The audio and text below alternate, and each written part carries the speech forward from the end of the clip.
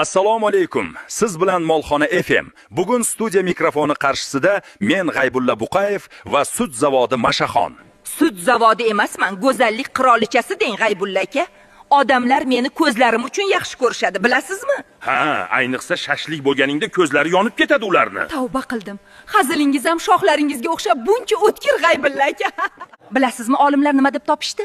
Sigirlarda eng yaqin do'st bo'lar ekan. Agar meni dugonamdan ajratishsa, depressiyaga tushib, sut bermay qo'yaman. Ha, buni bilaman.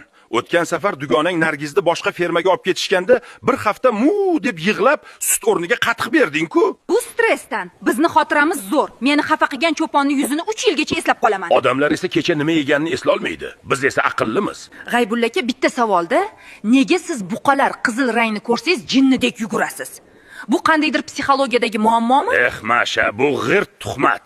Haqiqatda esa buqalar daltonik. Biz qizil rangni umuman ajrata olmaymiz. Ha, shunaqa deng. Unda haligi tariadirlar qizil latta silkitganda nega asabiylashib quvlaysiz? Gap rangda emas, harakatda. Kimdir oldimda lattani likillatib o'ynataversa, asabim buziladi-da. Xullas azizlar, sutni magazindan emas, bizdan toza joydan ichinglar. Suyagingiz mustahkam bo'ladi. Go'sht yemoqchi bo'lsangiz faqat tovuq go'shti yeng, ularda miya yo'q.